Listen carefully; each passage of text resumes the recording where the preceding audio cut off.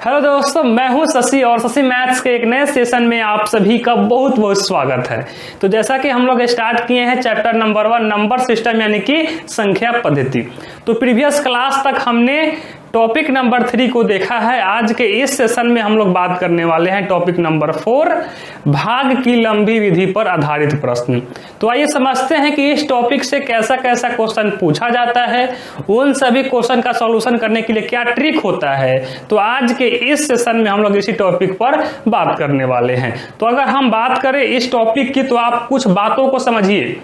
जैसे कि यहाँ पर हम किसी भी चीज को, जैसे हम यहाँ पर सपोज करें कि यहाँ पर हम किसी भी संख्या में अगर हम किसी संख्या से भाग देते हैं तो हम कुछ इस तरह से भाग देते हैं, जैसे कि यहाँ पर 3 एकम 3।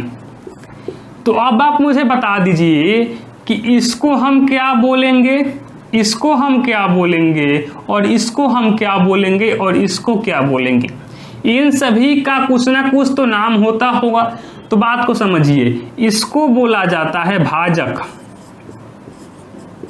भाजक यानी कि डिवाइजर, ठीक है।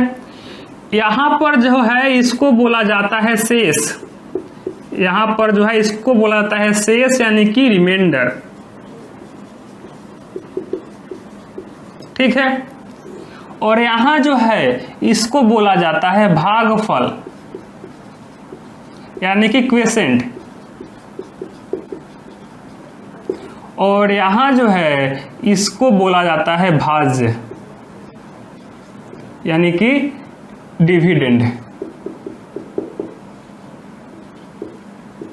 ठीक है। इसको बोला जाता है जिससे हम अगर किसी संख्या में हम जिससे भाग लगाते हैं उसको बोला जाता है भाजक यानी कि डिवाइजर। जिसमें हम भाग लगाते हैं उसको बोला जाता है भाज्य यानी कि डिविडेंड। जो हमें परिणाम मिलता है उसको बोला जाता है भागफल यानी कि क्वेसेंट। और यहाँ पर जो बच जाता है लास्ट में उसको बोला जाता है शेष यानी कि रिमाइंडर। तो जब हम बचपन में हम भाग करते थे तो हम उस भाग को चेक भी करते थे कि क्या हमने भाग सही किया है या फिर गलत किया है। तो हम कैसे चेक करते थे, हम चेक करते थे कि अगर यहाँ जो भाज्य है, जो भाज्य है वह अगर भाजक गुना भागफल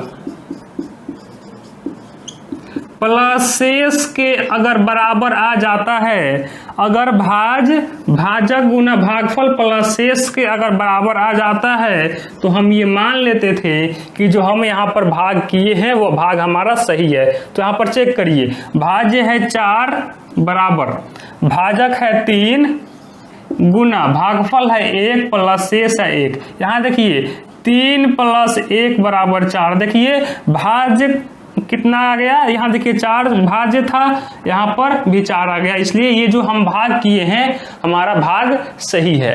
तो अब आप क्या करिए, यहाँ पर आपकी मेन कंसेप्ट क्या है, मैं आपको क्या समझाने की कोशिश कर रहा था अभी तक, इसको समझिए। हम आपको यहाँ पर अभी तक ये समझाने की कोशिश कर रहे थे कि यहाँ पर आपको दिख रहा होगा कि जो भाज्य होता है, भाज्य बराबर होता है भाजक गुना भागफल प्लस शेष यानी कि डिविडेंड इज इक्वल टू क्या होता है, divisor into quotient plus reminder.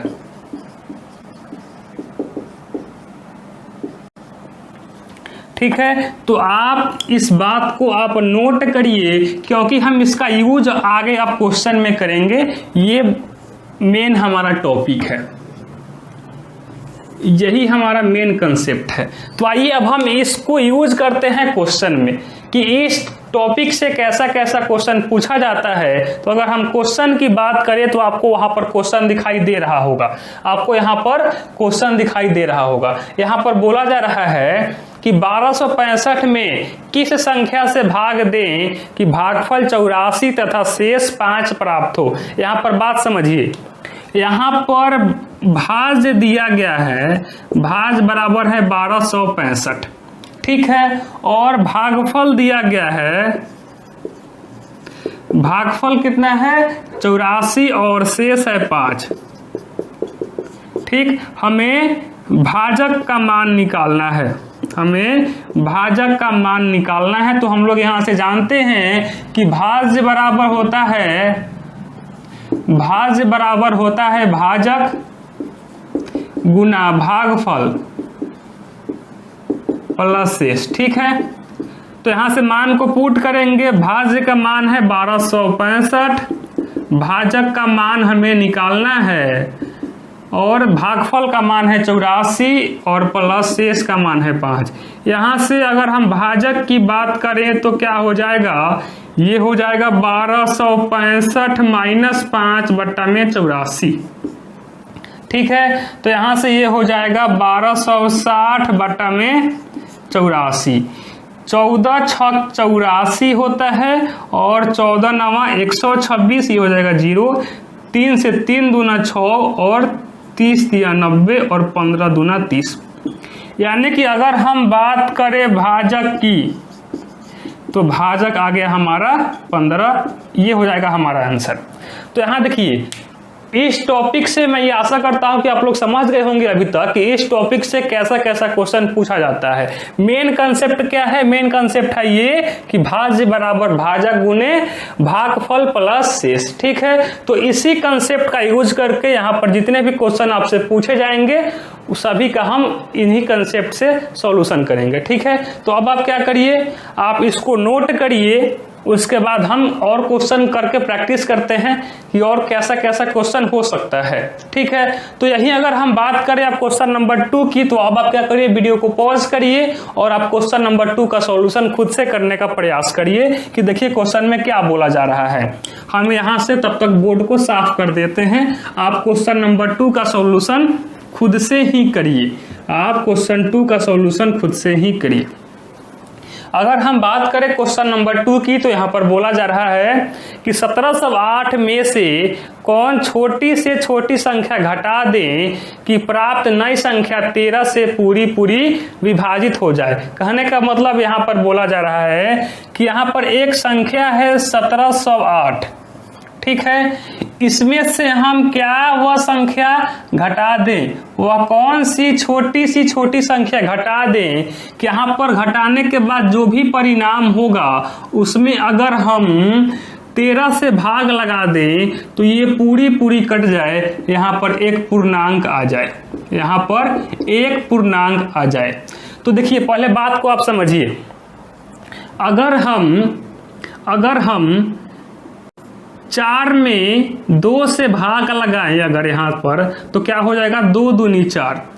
4 देखिए यहाँ पर पूरा कट जाएगा, यानी कि यहाँ पर शेष कितना आ गया 0। तो ये संख्या 13 से तब कटेगी जब हम इसमें 13 से भाग लगाएं और हमारा शेषफल 0 आ जाए, तभी इसका जो परिणाम होगा वह 13 से पूरा भाग लग जाएगा। तो आइए पहले हम क्या करते हैं कि 1708 में 13 से पहले हम भाग लगा देते हैं। 13 एकम 13, ये कितना हो जाएगा 4 और ये 0, ये कट जाएगा, सॉरी यहाँ पर हो जाएगा 0। 13 तिया 39, 1 ये कट जाएगा, यहाँ पर हो जाएगा 8। 13 एकम 13, यहाँ देखिए शेष कितना बच रहा है 5।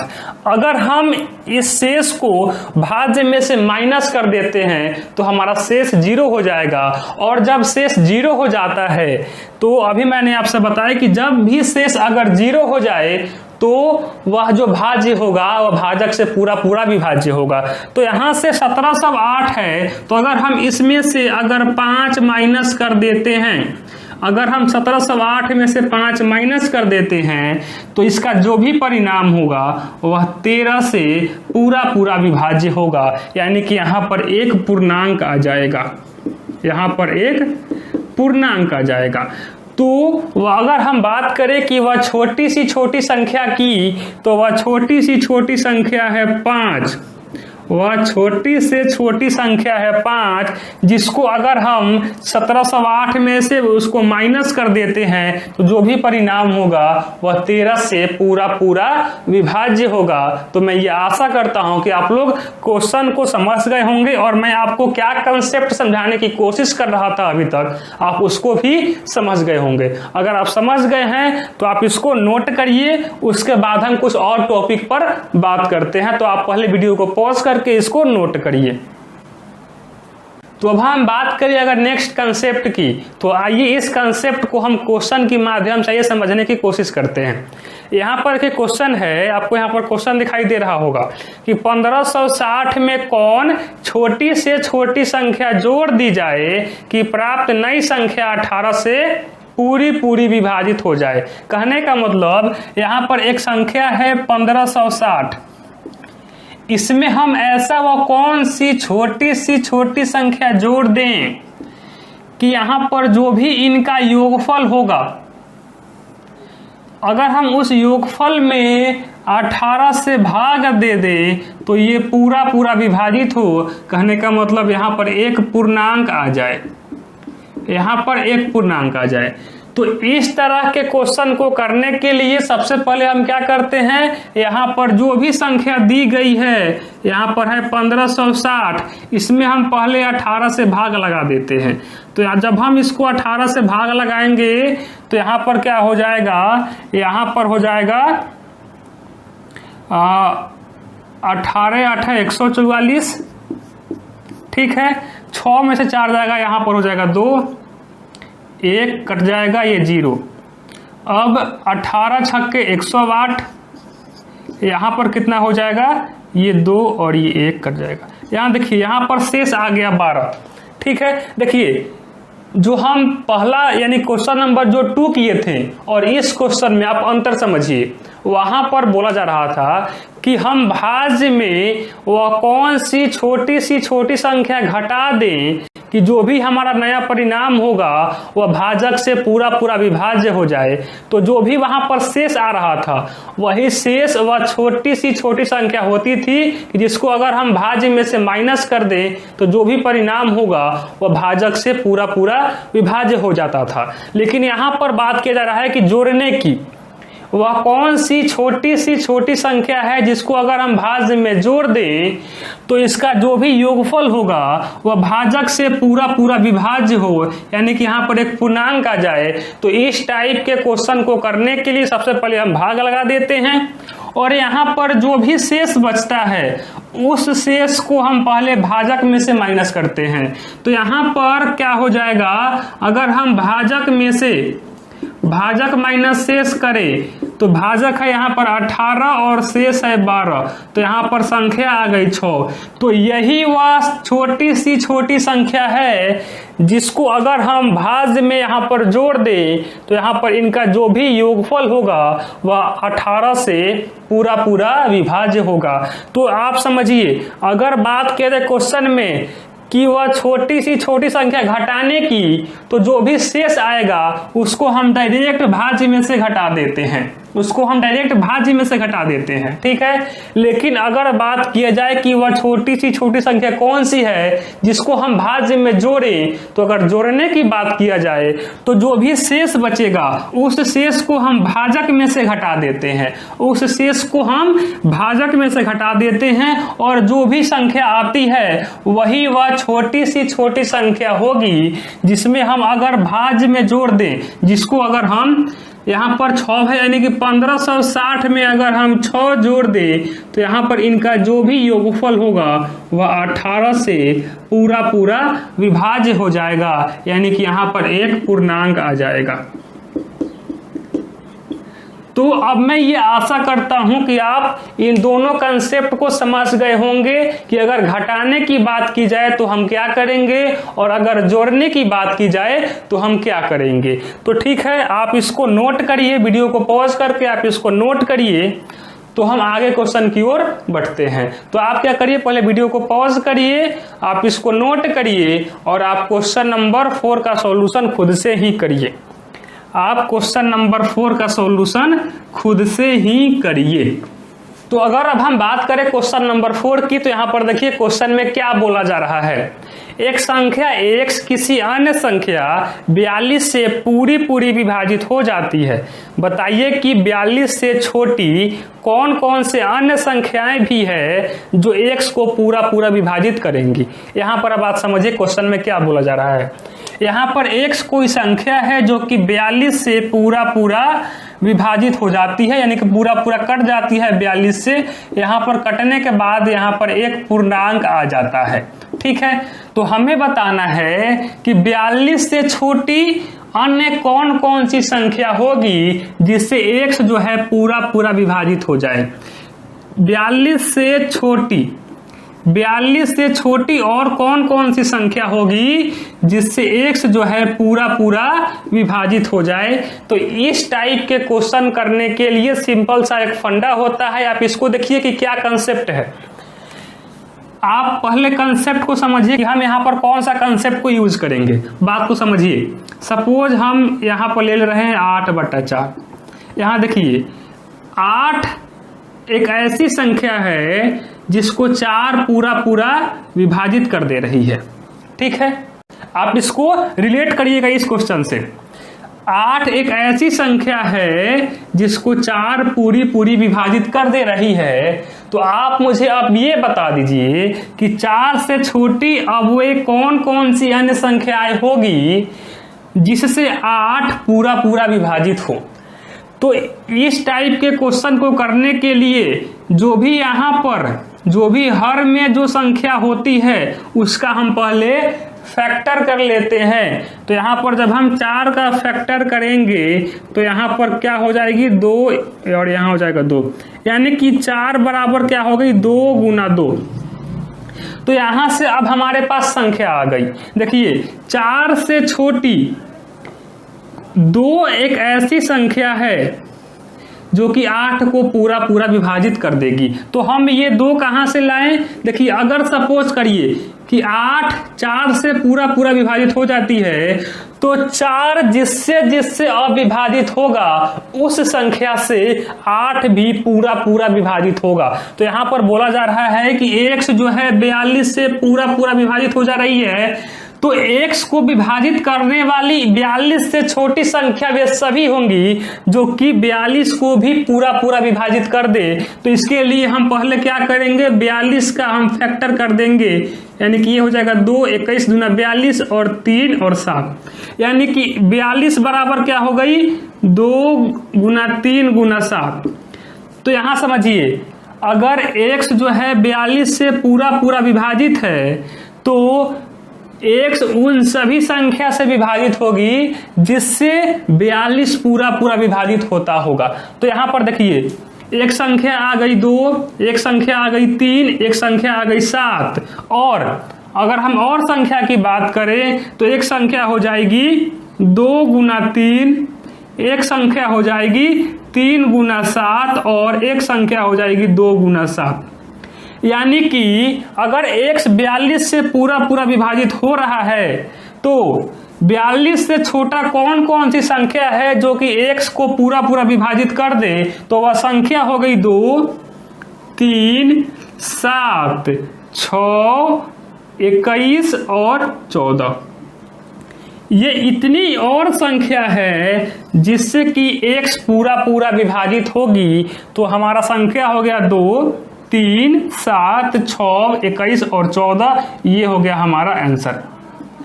तो अब मैं ये आशा करता हूं कि आप कंसेप्ट को समझ गए होंगे। अगर आप समझ गए हैं तो आप नोट करिए, उसके बाद हम और कंसेप्ट पर बात करते हैं। ठीक है, तो आप इसको पहले नोट करिए। तो आप क्या करिए, वीडियो को पॉज करिए और अगर आप क्वेश्चन नंबर 5 का सॉल्यूशन कर पा रहे हैं तो आप करिए। उसके बाद हम उसको भी एक्सप्लेन कर दे रहे हैं कि उसमें कौन सा कंसेप्ट यूज होगा। ठीक है, तो आप पहले क्या करिए, वीडियो को पॉज करके क्वेश्चन नंबर 5 का सॉल्यूशन आप खुद से ही करिए। तो अगर अब हम बात करें क्वेश्चन नंबर 5 की, तो यहाँ पर बोला जा रहा है भाग के एक प्रश्न में भाजक भागफल का 5 गुना है। परंतु शेष का 2 गुना है, तो हमें भाज्य का मान ज्ञात करना है यदि शेष 30 है। बात को समझिए, एक भाग की एक प्रश्न है जिसमें भाजक जो है भागफल का 5 गुना है, ठीक है, और भाजक जो है शेषफल का 2 गुना है, ठीक है। तो हमें भाज्य का मान बताना है, यदि शेष कितना है, यदि शेषफल है 30। तो यहां पर बात समझिए आप, ये हो गया समीकरण नंबर 1, ये हो गया 2। तो अब आप क्या करिए, समीकरण 2 पर देखिए, समीकरण 2 से भाजक कितना हो जाएगा। देखिए शेषफल का मान दिया गया है 30 और भाजक जो है शेषफल का 2 गुना है, तो यहां से भाजक का मान कितना आ गया, भाजक का मान आ गया 60। यहाँ पर भाजक का मान आ गया 60। यहाँ पर बात समझिए, क्वेश्चन में दिया गया था कि भाजक जो है शेषफल का 2 गुना है और शेषफल का मान है 30। तो जब भाजक शेषफल का 2 गुना है और शेषफल का मान है 30, तो भाजक का मान हो जाएगा 60। बात को समझ रहे हैं आप, मेरे बातों को एकदम समझ रहे हैं। तो आप यहाँ देखिए अब क्या हो जाएगा, जब भाजक का मान आ गया 60 और शेष का मान है 30, तो अब आप समीकरण 1 में देखिए, भाजक का मान है 60, तो हम यहाँ पर 60 लिख दिए, और ये किसके बराबर है, भागफल के 5 गुना का, यानी कि भागफल गुना 5, 12 5 60। इसलिए भागफल का कितना मान आ गया, अगर हम भागफल की बात करें तो भागफल आ गया 12। यहां पर समझिए भागफल आ गया 12। अब देखिए हमें भाज्य का मान बता देना है, और हमारे पास भाजक का मान है, शेषफल का मान है और भागफल का मान है। तो हम जानते हैं कि भाज्य बराबर होता है भाजक गुना भागफल प्लस शेषफल, ठीक है, यही होता है भाज्य बराबर भाजक गुना भागफल प्लस शेषफल। तो यहाँ पर भाजक का मान कितना है 60 और भागफल का मान है 12 और शेषफल का मान है 30, ठीक है। तो यहां से क्या हो जाएगा, 12 छक 72, 720 प्लस 30, यानी कि इसलिए अगर हम भाज्य की बात करें तो भाज्य बराबर कितना हो जाएगा, 750 हो जाएगा हमारा आंसर। तो अब मैं ये आशा करता हूं कि आज आपको जितने भी क्वेश्चन बताई गई है, उन सभी क्वेश्चन में जितने भी कंसेप्ट बताए गए हैं आपको समझ में आ गया होगा। अगर आ गया है तो अब आप क्या करिए, आप डिस्क्रिप्शन में जाइए, वहां पर आपको ऊपर ही क्वेश्चन लिंक करके आपको वहां पर एक लिंक मिलेगा। आप उस लिंक की मदद से आप क्वेश्चन को डाउनलोड करिए, और वहां पर जितने भी क्वेश्चन दिए गए हैं, आज आपको जितने भी कंसेप्ट बताई गई हैं, इन्हीं कंसेप्ट पर वे सभी क्वेश्चन है। आप उन सभी क्वेश्चन का खुद से सॉल्यूशन करिए, और अगर बाई चांस अगर आपको उन सभी क्वेश्चन में अगर थोड़ा सा भी डाउट रह जा रहा है, तो आपको यहाँ पर व्हाट्सएप नंबर दिख रहा होगा, आप इस व्हाट्सएप पर आप डायरेक्ट मैसेज कर सकते हैं। हमारी टीम आपके उन सभी डाउट को इकट्ठा करेगी और हम किसी एक पर्टिकुलर सेशन में उन सभी डाउट को क्लियर कर देंगे, ठीक है। अगर आपको क्विक रिस्पॉन्स चाहिए तो उसके लिए भी व्यवस्था किया गया है, आपको तुरंत ही उसका जवाब मिल जाएगा, ठीक है। तो आज के लिए बस इतना ही, मिलते हैं अब हम नेक्स्ट क्लास में, तब तक के लिए थैंक यू वेरी मच।